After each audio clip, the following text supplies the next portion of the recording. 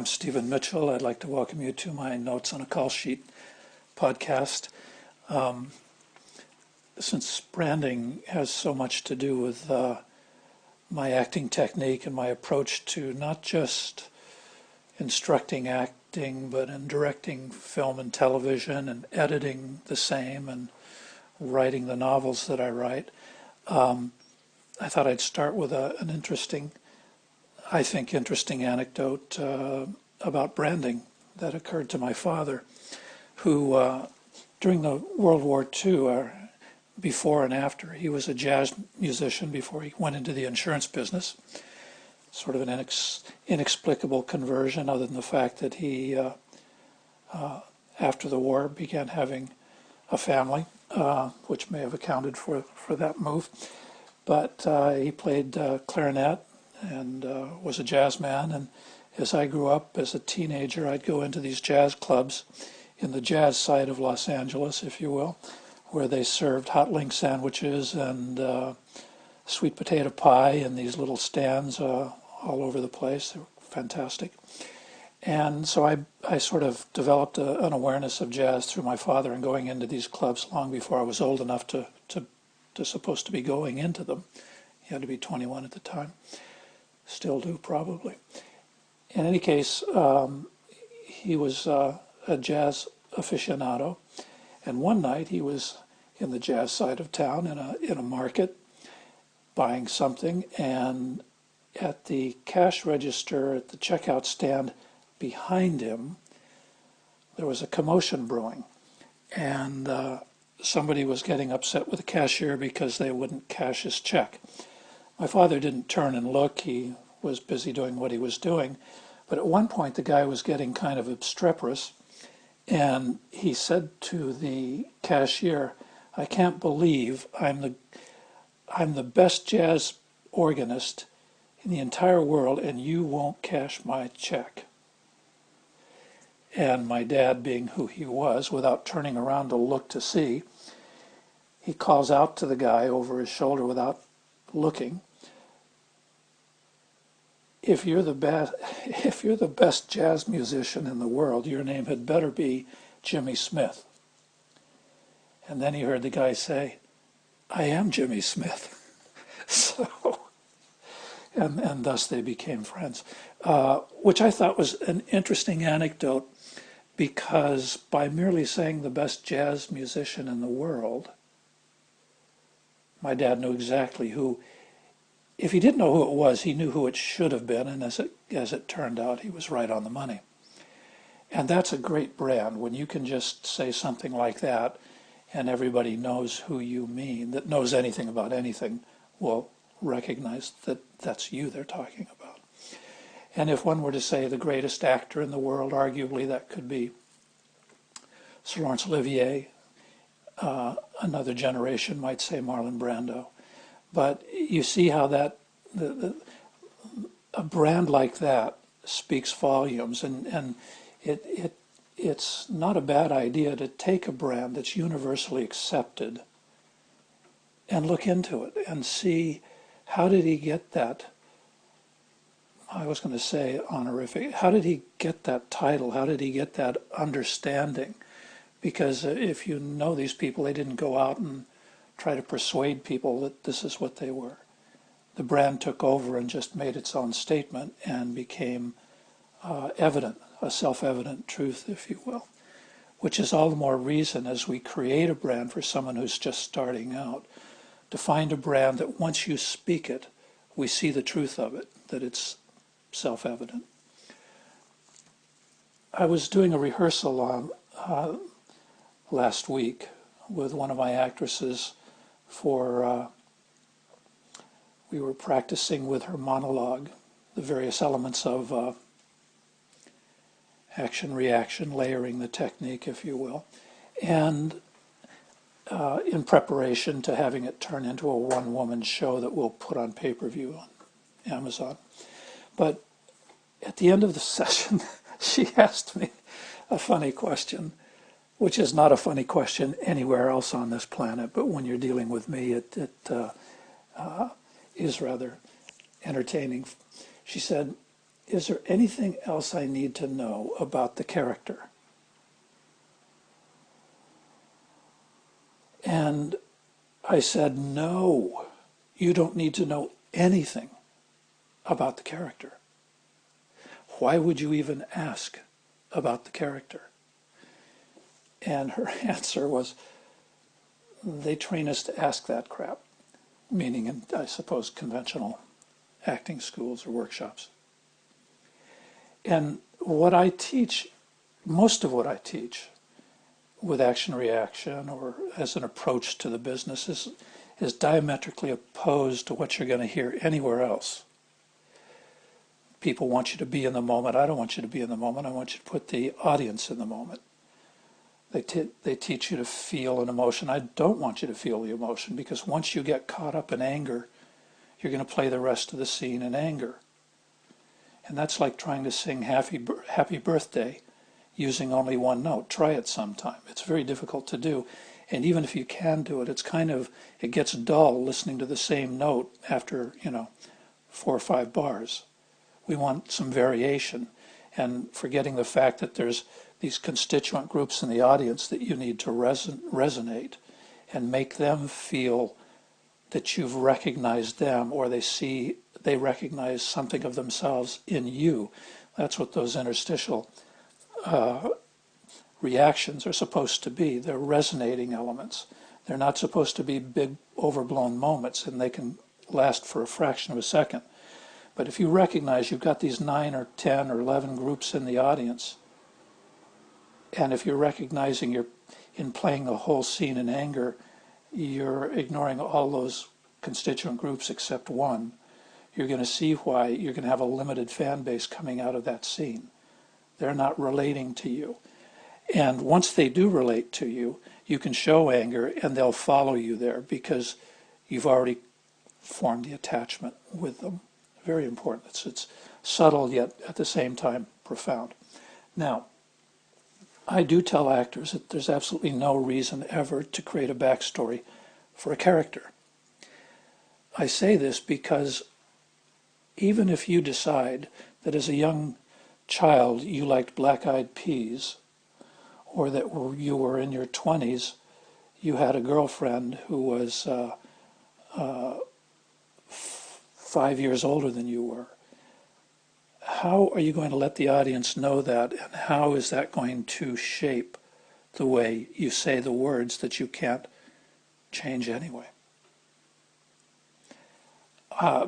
My sort of renegade, insubordinate, iconoclastic explanation for building backstories is that when you're in a workshop, building a backstory gives you something to do and takes up time, and it's busy work. But at least when you go into the workshop, you have to validate your backstory. Well, that's great for workshop games, but for me, I don't see that as translating into the reaction of an audience. I don't see that getting into their psyche. And here's what I would suggest is far more powerful, and that's this. When you do the text you've been given, and when you insinuate, you orchestrate the various emotional resonating responses to what you hear yourself saying,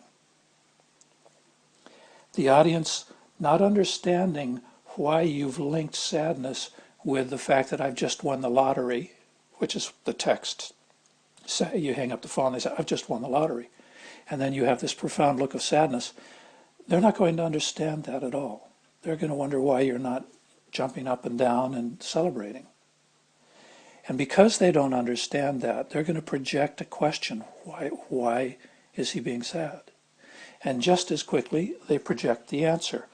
Oh, it's because he's afraid money will ruin his life, or his friendships will go out the window, or people will start using him, or any number of things. The fact is that each audience member will project their own answer to the question, because they will formulate that answer through the filter with which they view life. If they're cynical, then it'll come through a cynical filter. If it's naive and Pollyanna-esque, it will be naive and Pollyanna-esque as a response. If it's optimistic and hopeful, it'll be a hopeful, optimistic answer. So you see that as you go down the row, talking to each viewer in their seat, why did he do that? What did that mean? They will tell you. Not that they necessarily consciously sat and asked and answered the question. It happens in a fraction of a second. But the perception, the answer, the realization, the perspective is their unique viewpoint in action. And you can't know what that is because there are too many people with their own filters and their own prejudices and their own experiences. And since they paid for the ticket and they're paying for that, as they used to say at Disneyland, the e-ticket ride, give it to them and let them have it. Because the fact that you like Black Eyed Peas as a kid is not going to translate in there very well. And you may throw in a bit of a Southern accent to give a hint that maybe there's some things from the South that you liked, like Black Eyed Peas or okra or collard beans or whatever it might be. That's maybe 3 people in the audience might get that oblique reference. Whereas emotionally, everybody will feel their own home base emotion resonated when you show it, and will have answers for your actions that they will project into it and will be real for them.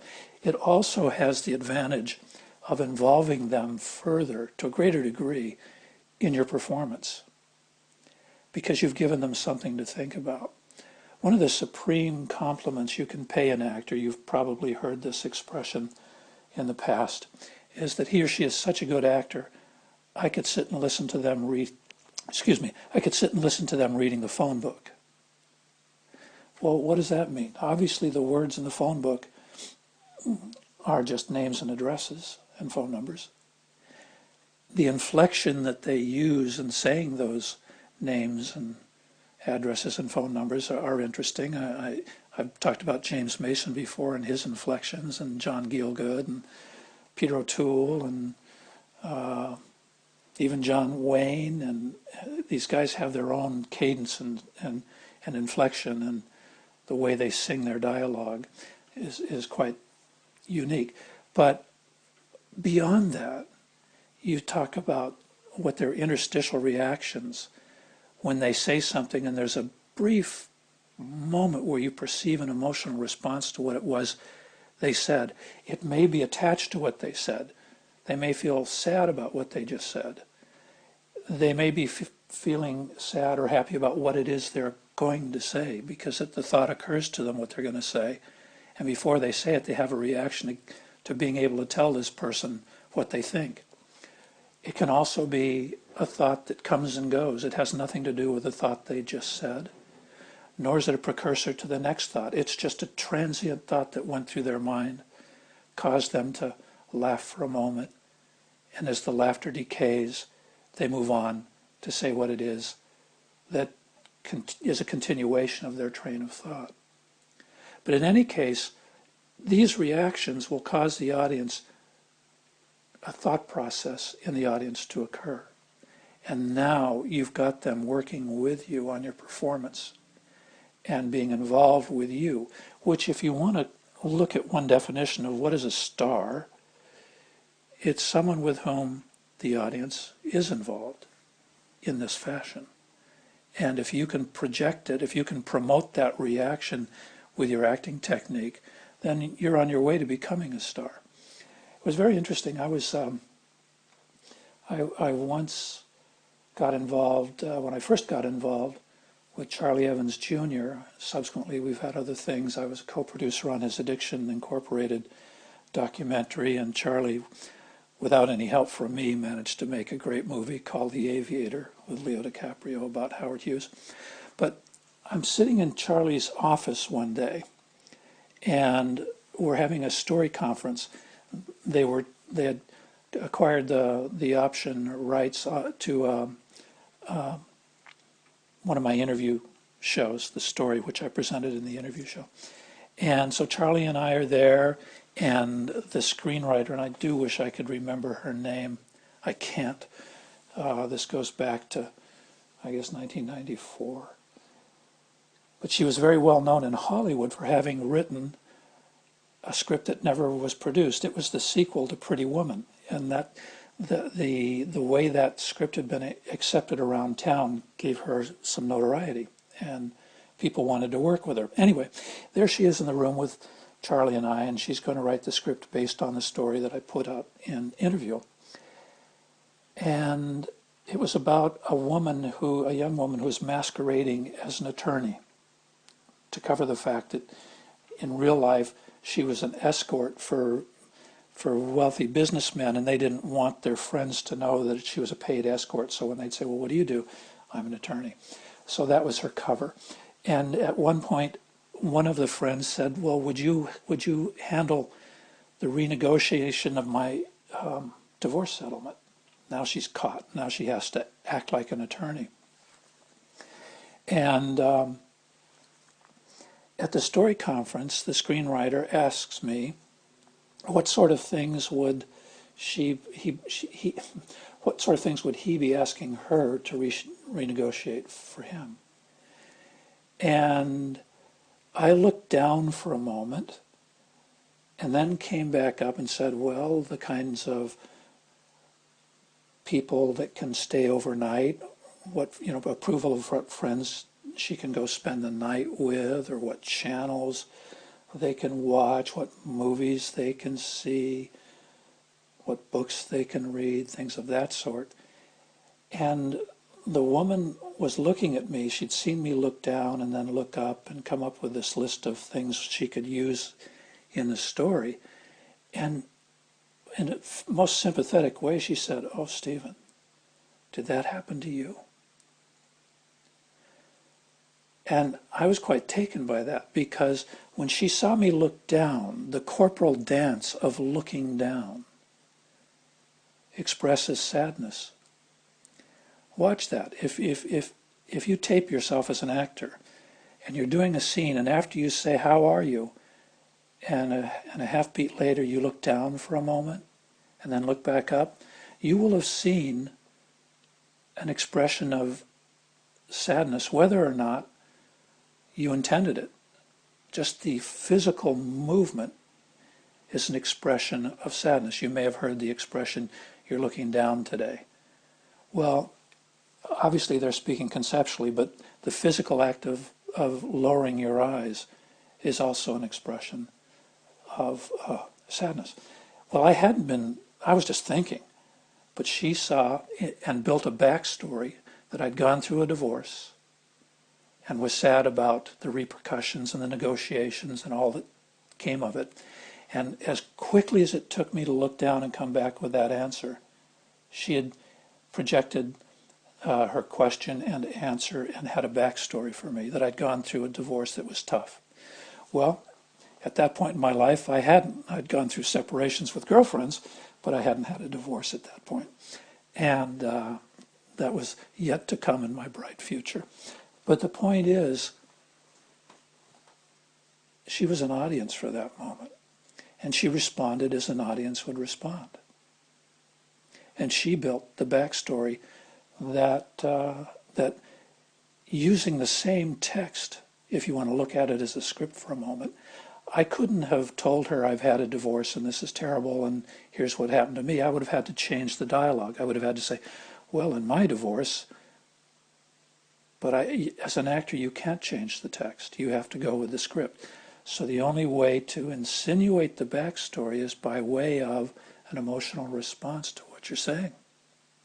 And these emotional responses do not have to be supersized. They can take place in a fraction of a second. Because when I looked down, I didn't heave a sigh and collapse my shoulders and stare forlornly at the table. No, I just lowered my eyes for a second, and it was sufficient to produce a backstory in my viewer. It was very telling, very profound, and as you use this knowledge as an actor and this technique, you'll find that you're having an emotional impact on your audience that you didn't used to have when your performance was limited to you speaking full sentences with earnest conviction and giving every syllable a whole note. You've got to speak in your own vernacular and in your own cadence and in your own speech pattern with interstitial reactions to gather up the audience as fans of yours. And then it was interesting to me in talking with the same actress, after we'd gone through all of what I just went through with you, I said, now, if I said that, in answer to your question, is there anything else I need to know about the character? If I'd said, well, you'd always wanted a pony for your birthday, and you never got one, and instead your mother gave you a teddy bear in the shape of a stuffed horse, how would that change what you're doing for me in this performance? And she thought, and she said, I don't know that it would. I wouldn't know how to insert that in here without text. And I said, well, that's kind of a profound thought, because if that fact doesn't change what you're doing in the scene, I wonder how that fact changes what you're doing in life if it were a truth for you. Now, I'm not saying that it doesn't, but what are we going to blame on that fact? What are we going to give up responsibility for ourselves in order to say, that's what's causing this? Kind of an interesting question, I think. Because I didn't get that pony, I can be mean to everybody around Christmas time. Maybe that's it. I don't know. But the point is, when you have the audience working on your behalf and with you, it's like going to a football game and you're the home team they're rooting for. When I tell screenwriters by plot point 1, near the end of the first act, if the reader, the viewer of the movie, isn't rooting for your protagonist as though he's the home team at a football game, you've lost. You're not going to get him into the second act conflict caring who wins. It was like when I used to watch the Raiders on TV. I was a dyed-in-the-wool Raiders fan. I'd go to all the games, had home. I had all the home games. I had 50-yard line season tickets for the 13 years they were in Los Angeles. And when I'd watch them in live or on TV, I was always excited and lived and died with them. When they threw an interception, I was disconsolate. When they got a touchdown, I'm jubilant. And then the afternoon game comes on TV, and I'm watching, I don't know, the Bengals play the Browns, and I didn't really care about either one of those teams. So I could sit there passively watching. Okay, that happened. He did that. Oh, that was a nice catch, nice run. But there was no excitement, and there was no desperation in anything that happened. And so I had no rooting interest in the game. And that's not the way you want the audience reacting to you as an actor. And the way you get them to root for you and to become emotionally involved with you is to resonate the group to which they belong, knowing that they're angry people and happy people and sad people, and you've got to resonate and remind them that there's a little bit of themselves in you when they watch this and feel it. because it comes in subliminally, it comes in emotionally, and those emotions are contagious. All right, well, that's my view of why it's completely unnecessary to create backstories, because if you handle your action reaction halfway well, the audience will do the work for you, and it'll be more meaningful to them. Because as a test, the next time you do a scene, have your backstory in mind. And then ask your viewers, what was my backstory? And see if any of them have an idea of what it might have been, and see how many of them saw it accurately. Don't take my word for it.